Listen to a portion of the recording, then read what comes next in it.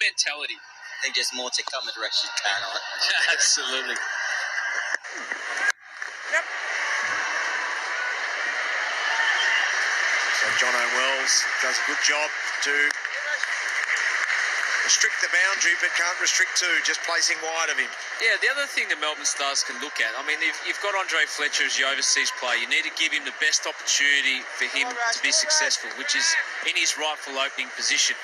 However, we're 9 games into it. You've got 2 other magnificent options in Nick Maddinson and also Ben Dunk, who, when he played for the Adelaide Strikers on this ground, was unstoppable. And we know he's had multiple roles within this side, and he hasn't really lived up to his reputation in green. We know that. It's a long 5-year deal on good money and hasn't really repaid that yet. But he's not playing. But if there was a chance, batting at Adelaide Oval, we know so well, it was so good for the Adelaide Strikers, that might have been an opportunity missed. Here's an X factor tonight. Larkin can't get that on ball. Rashid Khan is a little bit full tonight. We're not just getting length. He's normally a little bit back of length, allowing the ball to spin either in or away from the batsman.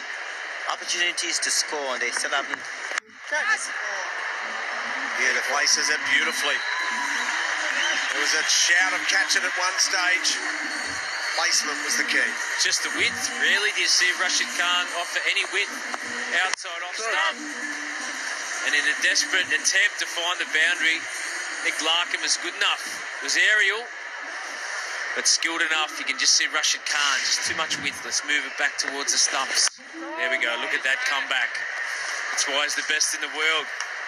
Self-coach, self-judge. It's good skill.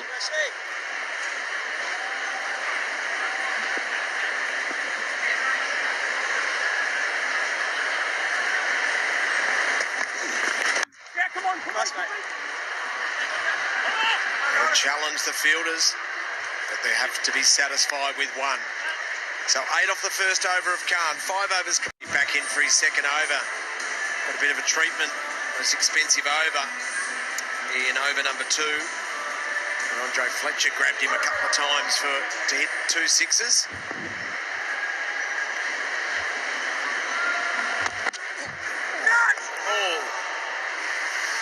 This is getting desperate for the Melbourne Stars. There's just swinging hope here.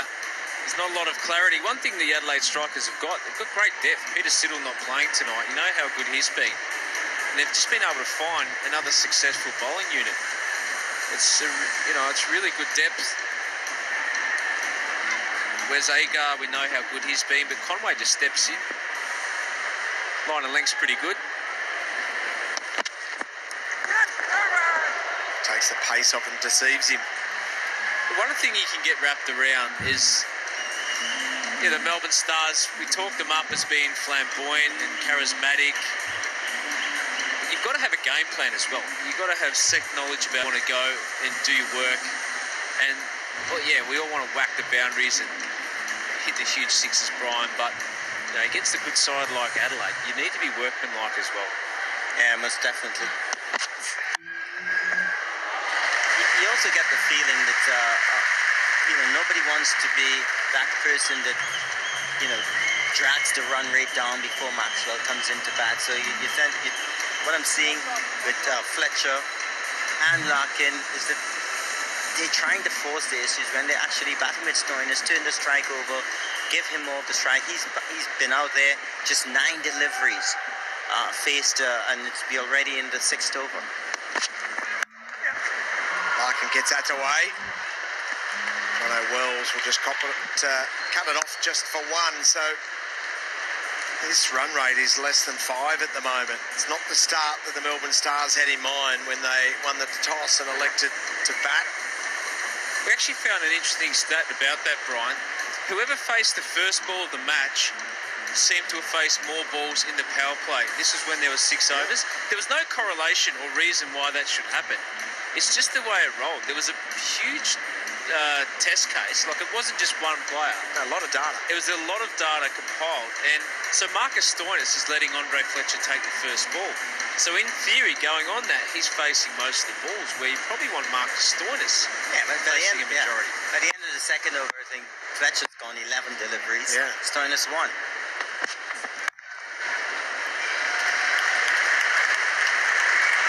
So yeah, it was a really interesting dynamic. I think last season you were talking a lot about that and the host of data over Big Bash tournaments.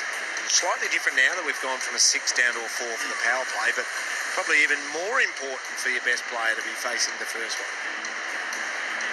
Well, if you have a look at Marcus Stoinis, in the first 4 overs, he strikes at 150. And another dot ball. Believe this, 4 out of the 6 overs are in effect dot delivery.